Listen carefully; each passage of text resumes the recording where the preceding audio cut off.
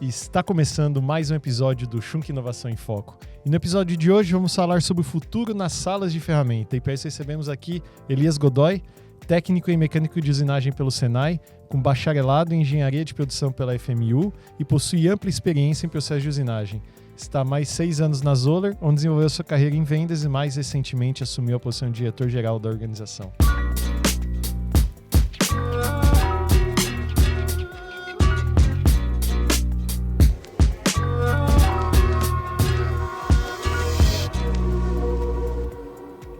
Elias, é um prazer tê-lo aqui conosco. Tenho certeza que vai ser um episódio de bastante sucesso aí com os nossos seguidores. Muito obrigado, Myron. Primeiramente, gostaria de agradecer o convite, né?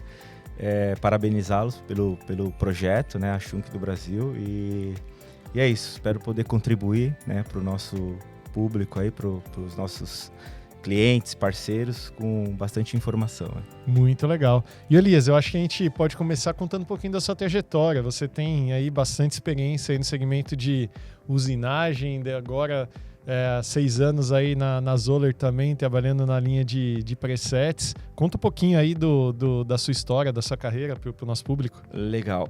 Primeiro, né, gostaria de falar também que o Elias, eu sou um pai de família, né? Elias tem uma filha linda, maravilhosa, 13 anos de idade, Ana Júlia, né? 15 anos junto com minha esposa, Vivian, né? Minha família, que é minha base, né? Também vim de uma família, graças a Deus, tive um pai, um irmão, uma mãe, né? Um pai que sempre apoiou, deu todo o suporte necessário para a formação dos filhos. Profissionalmente falando, comecei no Senai, tá? Como mecânico de usinagem, onde eu tive oportunidade de aprender. E qual Senai que você fez? Eu fiz Senai da Moca. Morvan Figueiredo. Legal. Me formei ali em 2014, né? E aí a gente foi para a área trabalhei como operador de máquina CNC durante 2 anos. Depois eu ingressei na engenharia. E aí tive a oportunidade de arrumar um estágio na área de processos, né, produção. Saí da área da fábrica e fui para a área do aquário, né, o famoso aquário de fábrica, onde a gente faz apontamentos e tem mais, sempre em contato com a usinagem, né. E em 2016 eu resolvi migrar para a área comercial. Todo mundo falava, vamos para a área comercial, vai para a área comercial, acho que você vai se dar bem. E aí a gente volta um pouco, né? Beleza, vamos ver como é que é isso. E comecei vendendo serviços de usinagem. Fiquei um tempo vendendo serviços de usinagem, mais ou menos 1 ano. Fui para a área de ferramentas, vender ferramentas sempre na região do ABC, né? Eu sou daqui, de São Bernardo, Diadema, Mauá. Depois eu fui vender acessórios para a máquina CNC. E um amigo trabalhava na Zoller, né? Ele na parte de service.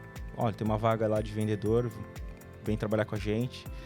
E aí comecei a trabalhar na Zoller em 2019, tá?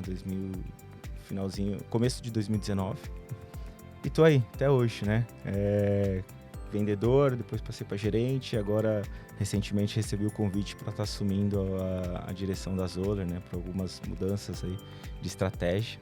E resolvi aceitar esse desafio. Muito bom, desafio importante. Desafio grande, mas eu acho que é aquilo lá, eu sempre falo, né? Quando a gente fala de carreira, a gente fala muito de carreira aqui no nosso podcast.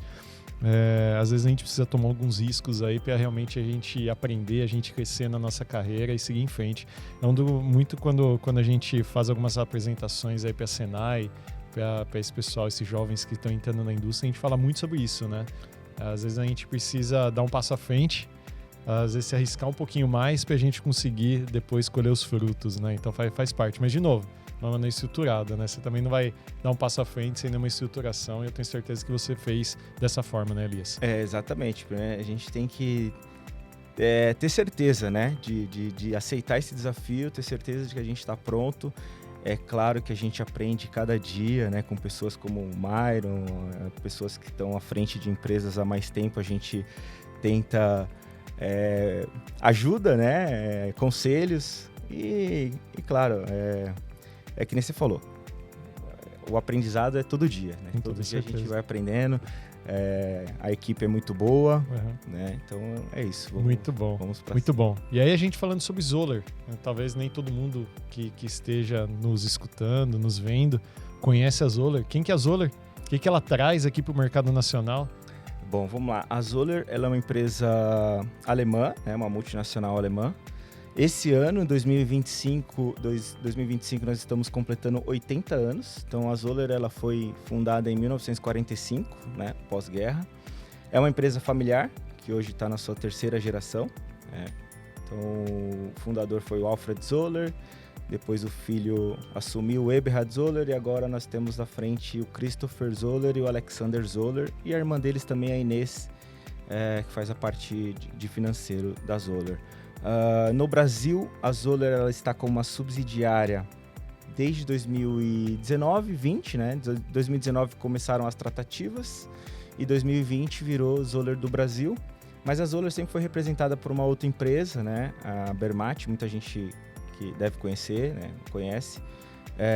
Durante 30 anos, mais ou menos, né? 25, 30 anos, né? Então a Bermat representou. Então, essa é a Zoller, líder mundial na fabricação de máquinas de pré-ajuste e medição de ferramentas, né? Esse é o nosso DNA, ele está no presetter, né? Como o mercado conhece.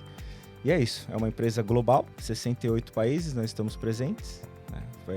Entre representantes e subsidiárias, e hoje no Brasil nós somos uma subsidiária. Legal. E o que é muito legal da história da Zoller é que ela é muito parecida com a história da Schunk. A Schunk também fundada pós-Segunda Guerra Mundial, 1945, vamos completar também 80 anos esse ano. Estamos na 3ª geração da família, também à frente da empresa. Então, assim, é muito parecido os caminhos, né? Exatamente, tem uma sinergia muito boa, né? A gente vê em feiras, principalmente na Alemanha, né? Os líderes ali, o Sr. Zoller e o pessoal da família Schunk, eles sempre se encontram, né? Sempre estão trocando ali, se ajudando, né? Na parte estratégia comercial. A gente sempre vê, é muito legal. É uma parceria, né? Muito forte, global e que dá bastante resultado. E o que é legal de ver, assim, né? A gente vê a resiliência, né? Do pessoal da Alemanha.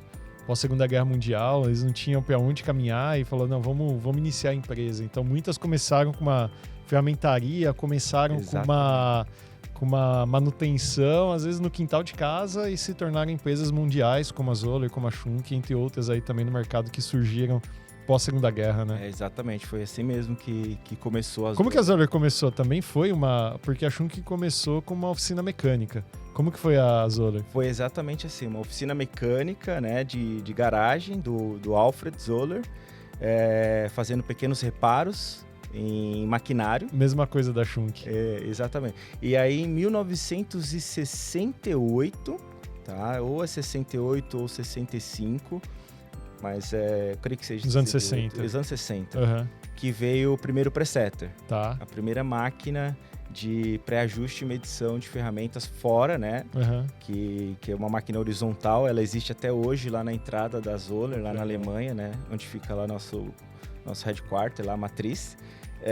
E tá lá até hoje. Então foi nos anos 60 que a gente, né, que começou mesmo o que é o mercado hoje, que é o presetter de ferramentas, né? Muito legal. A Schunk começou com castanhas para tornos. Eu conheço. Então foi uma necessidade que a gente teve lá na época, viu? Poxa, aquela empresa lá usa castanha para torno, a outra também usa castanha. Pô, vamos ter um produto padrão, né? Então é legal de ver como as empresas elas vão se desenvolvendo ao passar do tempo, né? Exato. Eu tive a oportunidade de conhecer lá e saber, né, que foi através de castanhas. Bem legal, né? Legal.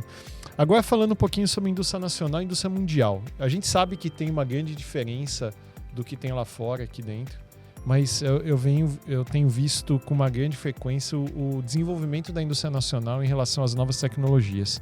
E aí eu pergunto para você, qual que é a diferença entre ambas na organização e tecnologia de sala de ferramenta? Então, por exemplo, como que é lá fora? Como que é aqui dentro? Como que o pessoal tem visto sala de ferramenta quando se diz respeito aos produtos da Zoller? Bom, a gente sabe que lá fora... eles estão sempre assim, um passo à frente, né? Isso a gente sabe, a gente já tem conhecimento. E aqui no Brasil, o mercado nacional, ele está começando a se preocupar mais com a questão do gerenciamento das suas ferramentas, né? A utilização do presetter, ela desde os anos 60, ela já é uma prática lá fora. Você vê, por exemplo, na fábrica da Schunk mesmo, uma pequena célula com 3, 4 máquinas CNC, do lado já possui um presetter para você ajustar, presetar sua ferramenta e levá-la para a máquina já para não perder tempo. E também lá fora é muito comum você ver pequenas salas dentro da fábrica. Então você tem uma sala principal e você tem pequenas salas para fazer a gestão e o controle das ferramentas, né? Tá. Aqui no Brasil, hoje, graças ao trabalho que a gente vem fazendo, as empresas pequenas e médias, elas estão começando a olhar para a utilização do presetter e a sala de ferramenta, porque é o que a gente hoje fomenta no mercado. Você tem que começar, se você que é pequeno hoje, amanhã você vai ser médio, depois você vai ser grande. Quanto antes você começar certo, melhor, né? Mais lucrativo, mais rentabilidade você vai ter. Então, monta sua sala de ferramenta agora, para você já ser mais produtivo e esse dinheiro você investir em máquina, né? Uhum. Mas é uma briga, porque a gente ainda vê no mercado nacional a gestão da ferramenta, o controle ser o último processo que eles vão organizar. Uhum. Eles pensam muito, não, aumentou a demanda, vamos comprar máquina. Vamos comprar máquina. E eles continuam presetando ferramenta na máquina, né? Exatamente. Então, eles investem... Vai lá com o papelzinho. Exato. E chega lá, mede, vamos ajustar aqui, ajusta o Z ali, a altura é essa e vamos que vamos. Uhum. Hoje é muito comum você ainda ver, você investir R$1 milhão, mais ou menos, é um ticket médio, máquinas de R$1 milhão, e o cliente usar essa máquina para medir ferramenta. Então, a gente fala isso para ele, você vai medir ferramenta com um paquímetro de R$1 milhão, ou um presetter de R$1 milhão. Então, hoje a nossa briga é mudar isso, né? Nós estamos aqui no mercado principalmente para abrir o pequeno e o médio empresário, né? Convencer eles de que dá para eles começarem já correto, até mesmo com setup ferramenta, né? Que são produtos que a própria Schunk tem. Começa certo para você ser mais competitivo, ser mais produtivo Mas ainda tem muito chão. Como você perguntou, né? Como é que eu vejo? Eu vejo que aqui no Brasil ainda tem muita coisa para a gente desenvolver. Tem muito mercado, tem muita inovação que a gente precisa trazer a base para nós, para a gente apresentar soluções e o porquê de você ter ali uma gestão das suas ferramentas. Por que você tem uma sala moderna, né? Uma sala que a gente está falando aqui de sala do futuro. E a gente tem muito trabalho pela frente. Tá. Então você elenca que a grande diferença tá, claro, na base. Então as pequenas e médias empresas lá fora eu vejo que elas já iniciam os processos já falando, não, eu preciso ter um preset de ferramentas. Exatamente. Além disso, você coloca que a grande diferença é que lá fora você identifica, além da sala principal de ferramentas, salas secundárias ou até mesmo presets para atender 2, 3, 4 máquinas. Ou seja, você está do lado da sua máquina fazendo essa gestão de ferramental e, consequentemente, ganhando tempo e produtividade. É isso que é a maior diferença que você vê. Maior diferença, exatamente. Tá. Enquanto aqui no Brasil, tem empresas que não tem sala nenhuma. Tem empresas que você... tem empresários que estão... comprei um terreno, vou construir meu próprio galpão, vou conseguir trabalhando, investir e tá aqui o layout, essa aqui vai ser minha planta, aqui vai ficar as máquinas. Tá, mas e a sala? Nem pensei. Então, prevê uma sala de ferramentas. Você precisa é verdade, né? Então, vamos conhecer outras empresas para você ver como é que funciona ali a sala. E aí, olha só como as coisas elas convergem, né?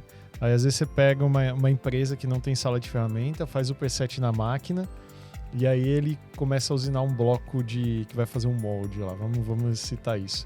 Aí ele mata o molde porque ele errou um preset de ferramentas ou afins. Olha o custo que ele está tendo com aquele processo ou um retrabalho que ele tem que fazer no equipamento. Exato. Ou no produto, porque ele não tinha uma sala de ferramenta. Exatamente, né? Como você falou da questão do bloco, né? Por não ter uma sala de ferramentas, pelo operador ter que preparar o ferramental no pé da máquina, além dele perder tempo, obviamente, porque a máquina está parada, ele não vai tomar certos cuidados que tomaria dentro de uma sala de ferramentas, né? A gente compara muito a sala de ferramentas com um cockpit de Fórmula 1. Você imagina se o piloto ele tiver que parar o carro para ele mesmo abastecer e ele mesmo trocar os pneus. Ele não vai correr. E a sala de ferramentas é justamente para isso. Eles vão preparar o ferramental, verificar se está na medida correta, se ele está com batimento, se a condição de corte do inserto está boa. E é para isso que a gente, né, entre outras vantagens, né, e outros argumentos que a gente utiliza, né, para a gente convencer os nossos clientes que eles precisam ter uma sala de ferramentas. Isso é muito legal, porque às vezes a gente vê, né, a gente fez um trabalho uma vez num cliente só substituindo uma morsa, né, uma morsa convencional que ele usa 10mm, 12mm sobre metal de material para prender a peça por uma morsa da Schunk com 3mm, ele ia economizar R$100.000 por ano de matéria-prima, sem contar em gasto de inserto, tempo de máquina e tudo mais. Sim. Então, assim, isso mostra que, às vezes, pequenos investimentos, ou investimentos não tão pequenos, às vezes um P7 para uma empresa pequena pode ser um investimento maior, mas só que ele é rentável, ele vai trazer produtividade. Isso vai fazer com que o empresário consiga competir com o mercado, né? Exatamente. Às vezes, olhando só para o tempo, a redução no tempo de setup já você já consegue provar ali no cálculo, mas temos outras vantagens que você vai agregando e dificilmente, né, vamos falar assim, hoje, visitando uma empresa que tem 5 máquinas CNC, 4, 5, 6 máquinas CNC, quando a gente faz um cálculo aí de payback, dificilmente ultrapassa 14 meses. Uhum. Fica sempre dentro de um ano o retorno desse investimento. Uhum. Só considerando os tempos mortos, né? Os tempos que ele vai gastar ali encostando a ferramenta lá no bloco e presetando manualmente. Só eliminando isso, a gente consegue pagar esse investimento, né, dentro de 14 meses. Uhum. Tem empresas que é muito comum, como eu falei no começo, você se deparar com empresas que possuem mais de 10 máquinas CNC, que não possuem uma sala de ferramentas, não possuem um sistema de setup externo, e quando você joga lá na planilha para fazer o cálculo e mostrar para o seu cliente, dá 4 meses. Ele fala, não é possível. Eu falo assim, cara, 4 meses você paga o retorno, né, o seu investimento no presetter e a pequena estrutura que você começa para fazer a sua sala, né? Então Mas é aquele negócio, muitas vezes o pessoal vai lá e compra mais uma máquina, mais uma máquina, ou seja, a improdutividade só vai aumentando. Exatamente. Porque é mais ferramenta dentro do processo, mais operador que você vai precisar para presetar aquela ferramenta na máquina, encostando a ferramenta na peça, e é tempo perdido. Exatamente. Recentemente eu escutei de um cliente muito interessante, ele falou para mim assim, Elias, eu tinha uma máquina, hoje eu tenho 4. Cresceu bastante, né, o mercado, só que com uma máquina parece que eu produzia mais do que com 4 máquinas. Por quê? Agora eu tenho que olhar para 4 máquinas. São 4 CNCs para eu preparar, para eu cuidar de ferramenta, para eu comprar sistemas de fixação de peça. Então, parece que como eu só tinha uma para olhar, era muito mais produtivo. Eu estava preparando o ferramental para ela, já pensando na próxima peça, e eu produzia muito. Hoje eu tenho 4 e parece que eu estou um pouco... E aí ele nos procurou justamente porque ele mesmo percebeu que a dor de barriga dele era setup externo. Ele falou, não... E durante a visita na fábrica foi legal que a gente viu o operador encostando a ferramenta lá, ele falou, tá vendo? É aquilo ali que eu quero eliminar. Uhum. É aquilo ali, o cara com a porta aberta, encostando a ferramenta na peça para fazer o preset dela. Legal. E aí, quando a gente fala de sala de ferramentas, a gente está falando aqui muito de preset de ferramenta. Exato. Mas a sala do futuro não é só preset, certo? Não é só preset. Como eu falei para você, hoje, ter um presetter ali ao lado de 3, 4 máquinas é uma realidade muito comum lá fora, porque você não vai usar a máquina CNC para presetar sua ferramenta. Só que a sala hoje, a gestão em si das ferramentas, ela traz outros benefícios. que é justamente, hoje você vai colocar um presetter, você vai precisar de uma sala, automaticamente. Vamos pensar lá onde a gente vai preparar as ferramentas. Você pergunta para o empresário hoje, me diz você, sem sala de ferramentas, sem presetter, você sabe quanto que você tem de dinheiro, de ferramentas aqui hoje na sua fábrica? Não faço ideia. A resposta é muito comum. Não tem nem como eu saber tudo isso. Pois é. Então, você não sabe quanto que você tem de dinheiro hoje em ferramentas aqui na sua fábrica. Vou especificar minha pergunta. Você deve ter comprado algum cabeçote, alguma ferramenta com valor agregado, um valor mais caro nos últimos 3 meses.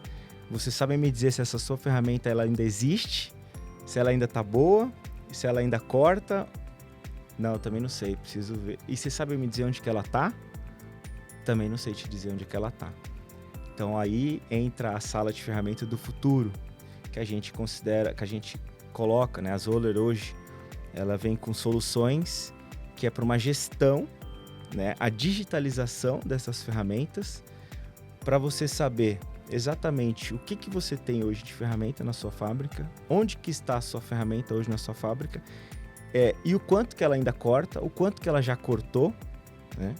E então é isso, a sala do futuro hoje que a gente vem trabalhando é a sala 4.0, a sala conectada, a sala a qual o programador, o CNC, que trabalha com software de CAM, ele vai ter acesso a um banco de dados e ele vai enxergar exatamente o que ele tem lá na sala.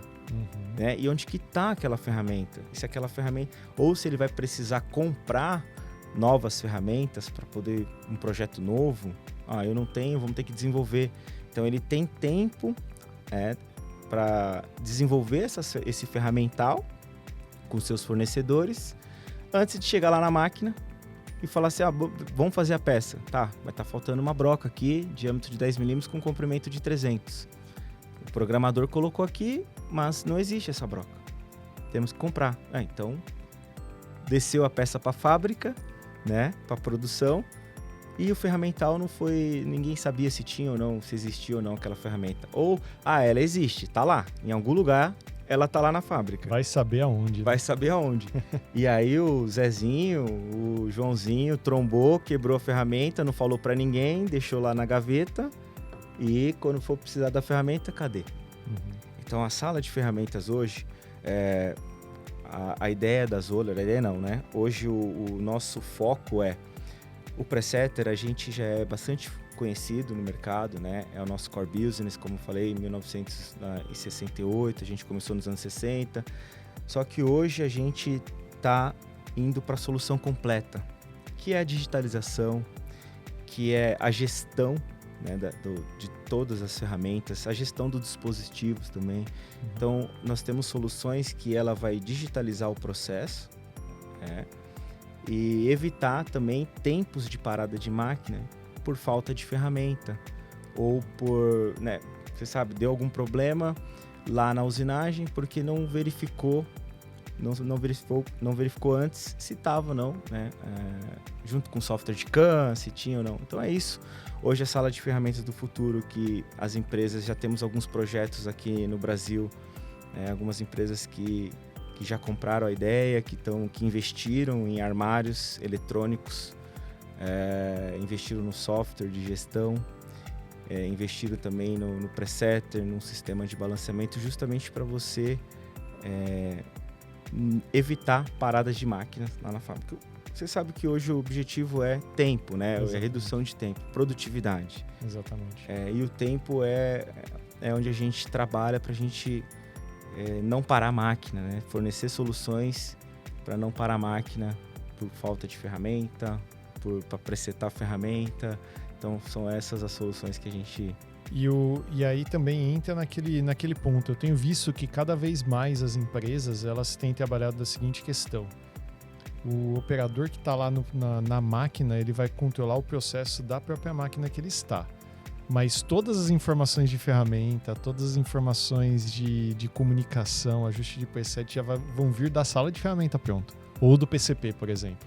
Então, por exemplo, você tem uma ferramenta que tá lá digitalizada, igual você disse, é feito todo o processo do CAN, é carregado na máquina e eventualmente até essa própria ferramenta se comunica com a máquina, com o software em si, já puxa lá o preset dela e é feito de maneira, vamos dizer, automática, né? É mais ou menos isso que você está querendo dizer, não é, Elias? Hoje, né, o produto da Zoller, que é o TMS, ele é um produto que nada mais é do que a unificação do banco de dados, a base de dados, né? Então, a gente chama até de Z1, que é uma única base de dados, a qual é compartilhada com software de CAN, então possui uma interface, né, entre o TMS e o software de CAN, e o TMS ele conecta o presetter, o armário e também a produção. Então, seguindo um fluxo de processo que é basicamente igual em todas as empresas que já possuem uma estrutura, né? Nasce na engenharia, o projeto chega lá, demanda na engenharia, então eles vão pegar a peça, eles vão avaliar, vão começar a desenhar lá o processo de usinagem, e aí eles vão buscar dentro do banco de dados, que é o mesmo, se eles possuem as ferramentas ou não. Qual que é a ideia do TMS, da sala de ferramentas aqui? O fluxo de processo, quando ele seguir lá para a fábrica, ele não retornar por algum motivo que deu errado, assim, ó, foi lá, trombou a peça. Por quê? Porque faltou uma verificação, uma simulação lá no CAN, faltou a morsa que ele está utilizando lá ser exatamente a do digital, né? Então, tudo isso é dentro de uma base de dados única. Então, ele vai saber exatamente o 3D da morsa, o 3D da ferramenta, do cone, todo o sistema ali para você fazer a simulação no CAN, né? Criar essa lista de ferramentas que ele vai utilizar para usinar essa peça. Automaticamente já vai aparecer lá na sala de ferramentas ou até mesmo no almoxerifado. Para quê? Para ele separar essas ferramentas. Ó, vai usar esse inserto, essa broca. Separou, vai lá para o presetter, montou. E aí do presetter segue para a fábrica. E aí não pode acontecer nada lá na fábrica que fala assim, olha, trombou, o que vai acontecer? Primeira coisa que o operador vai falar, vai chamar o gerente. Olha, aconteceu alguma coisa lá. Não, para a máquina. Aí o gerente vai chamar o programador. Aí o programador desce lá da sala dele e vai lá Olha o tempo que eles já não perderam aí para verificar o que aconteceu, onde é que eles erraram e a máquina tá o quê? Parada, né? Por falta... Então, o TMS, a sala de ferramentas, a solução completa da Zoller conectada é justamente para evitar essa parada. E vai por mim, no mercado acontece muitas paradas desse tipo. Desceu o programa, desceu lá a peça e deu alguma coisa errada. O que a gente muito fala aqui é que os processos têm que estar todos conectados, né? Não adianta você comentou aí desceu uma peça para produção. E aí essa peça não tinha ferramenta.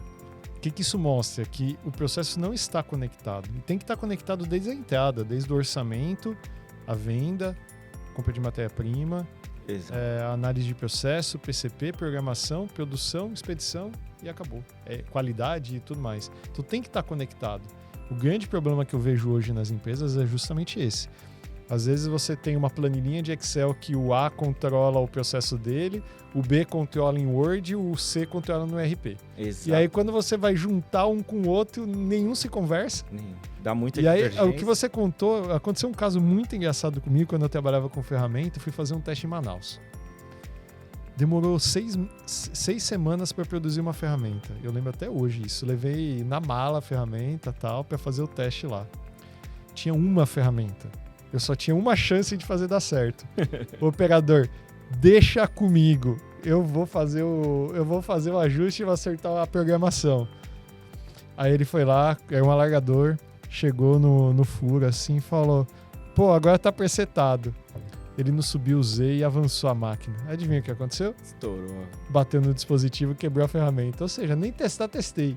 Nossa. Então, assim, isso é comum hoje em dia. Muito comum. Então, imagina o seguinte, e eu tô falando de um teste, mas a partir do momento que acontece isso, é uma ferramenta que a empresa deixou de usar. E se ele não tem uma gestão, ele nunca vai controlar os custos que ele teve dessa quebra. Exatamente. Então, eu acho que isso que é o ponto importante. Você começa a ter um melhor controle de custo, então sua empresa começa a ser mais competitiva e você consegue ser muito mais assertivo nos orçamentos. Exato. Hoje em dia a gente consegue ver muitas empresas que, vou cotar essa peça aqui para usinar. Como que é o custo dessa peça? O vento está apontando para lá, então custa tanto. É mais ou menos assim. Exatamente, não tem base nenhuma, né? E, de novo, a ferramenta também, hoje, ela possui um certo custo. Então, existem ferramentas baratas, né? Depende do que é barato e o que é caro. Então, ferramentas de alta performance, vamos falar assim. Ferramentas que levaram certo tempo para serem desenvolvidas, né? Certa energia. Então, não é uma ferramenta barata. E aí, por exemplo, você coloca essa ferramenta lá no processo, você usinou um lote de 100 peças e ela tem ali capacidade de usinar 1.000, 5.000 peças. Aí você desmonta ela, vai guardar ela, né? Tudo bem? Anotou em alguma planilha ou em algum post-it ali, algum papelzinho que ela fez 500 peças e guarda. Tá, aí passou um mês, entrou a peça de novo, agora um lote de 800. Aí pega a ferramenta, cadê o papel? Quantas peças ela já fez? Não lembro, não sei, de repente trocou operador, é outro turno. Coloca ela aí, vamos ver, 500 peças ela deve fazer. Aí beleza, já juntou ali mais 1.000 peças. Então o software da Zoller, hoje a gestão da Zoller, ela também tem esse controle, a possibilidade de você fazer o controle de vida útil da ferramenta.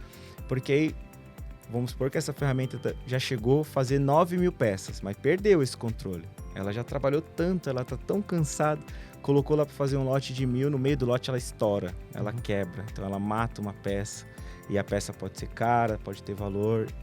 Com controle de vida útil, a gente consegue fazer essa gestão, você usar a sua ferramenta o máximo possível, sem ela quebrar no meio do processo, e você também não jogar uma ferramenta fora, descartar ela, usando pouco. O que acontece?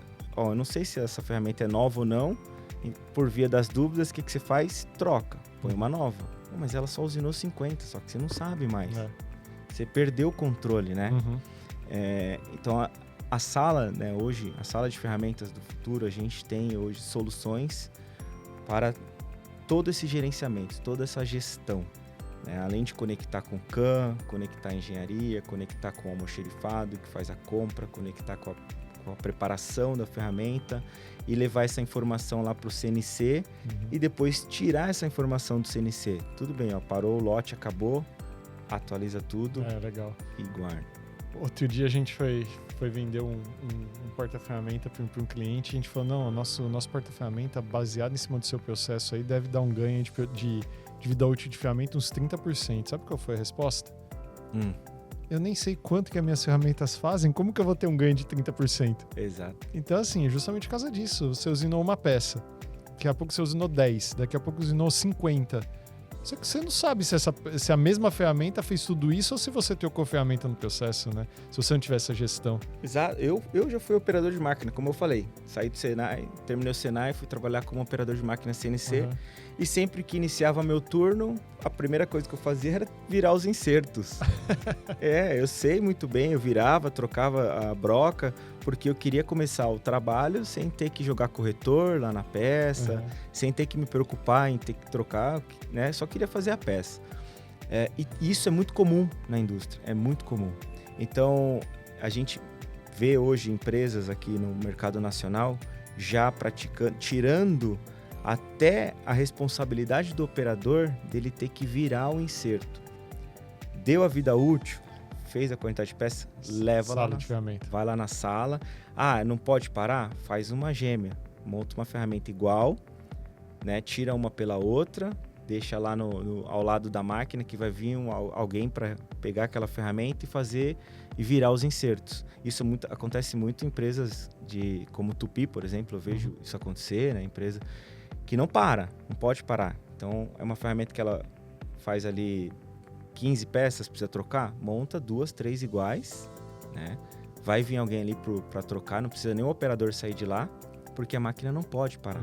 E você vê essas empresas com a coeficiente de produtividade lá em cima, porque eles fazem essa gestão, eles têm esse controle. E a sala de ferramenta dessas empresas parece que tem até mais funcionários na sala de ferramenta do que na fábrica. Porque tem gente lá desmontando, limpando, verificando se ainda corta, descartando o que tem que descartar, reafiando o que tem que reafiar, para dar todo o suporte necessário para a fábrica não parar. Muito bom, muito bom. E você acha que as empresas aqui no Brasil elas estão preparadas para essa nova tecnologia? O que falta? Estão preparadas, mas falta hoje a gente preparar a base. Né? A base, a informação, ela tem que... É um trabalho que a Zoller vai começar a fazer, ela vem fazendo, mas a gente vai se aprofundar mais, que é a base técnica. Levar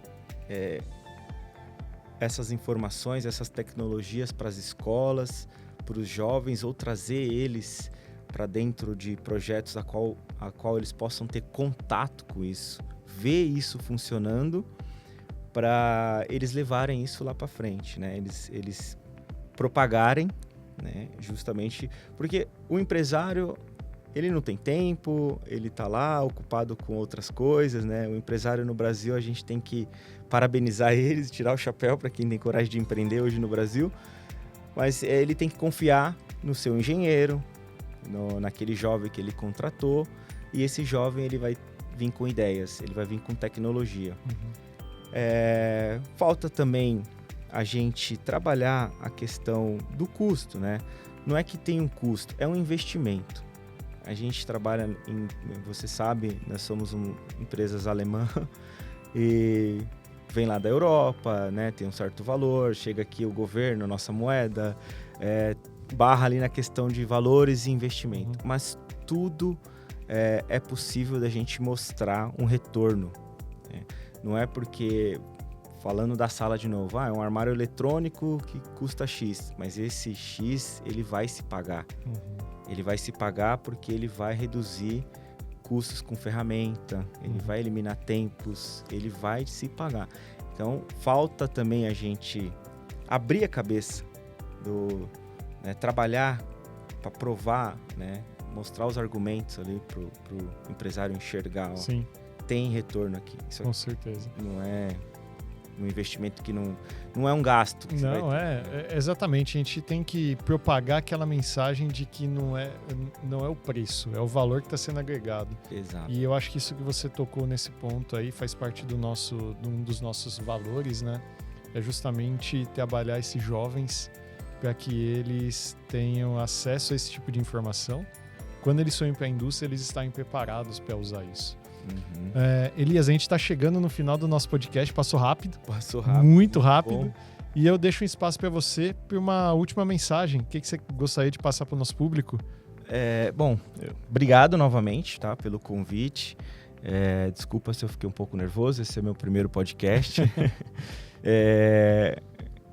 A mensagem que a gente quer passar é: contem conosco, tá? A Zoller ela está à disposição para ajudar o mercado hoje a inovar, a ajudar com tecnologia. A Zoller tem investido bastante aqui na nossa base técnica, na base comercial, justamente para ajudar aos empresários, as empresas, né?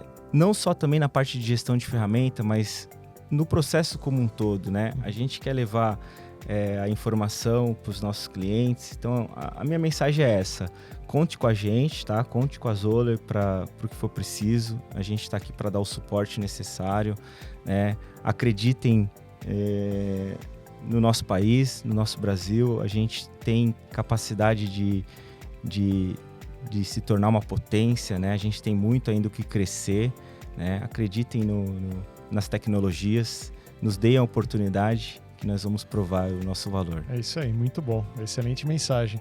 Elias, como que o pessoal encontra você, encontra a Zoller nas redes sociais? Bom, a Zoller do Brasil está no LinkedIn, né? Zoller do Brasil, só procurar lá, acho que é muito fácil encontrar. Nós estamos também no Instagram, Zoller_Brasil. Mas a nossa rede principal é o LinkedIn, onde a gente divulga lá todos os nossos produtos, os lançamentos, né, todas as novidades. O LinkedIn é a nossa principal rede. E você, Elias, como é que a pessoa te acha? Também LinkedIn é Antônio Elias Godoy Filho, né? Muita gente nem sabe que o meu nome é Antônio, né? Mas é Elias Godoy, Antônio Elias Godoy, encontra lá, né, também. Muito bom. Pessoal, lembrando, vocês encontram a Schunk nas redes sociais, no LinkedIn, que é a nossa principal ferramenta, como o Schunk Brasil, no Instagram e Facebook, Schunk BR. Eu queria agradecer mais uma vez o Elias pela presença, agradecer a Isabela e o Henrique também, que estão por detrás das câmeras aqui, suportando a gente. Espero que vocês tenham gostado do episódio, passou muito rápido. Obrigado. Eu também gostei bastante do nosso conteúdo, mais tecnologia para vocês aí no nosso podcast. Esperamos vocês no próximo episódio e tchau!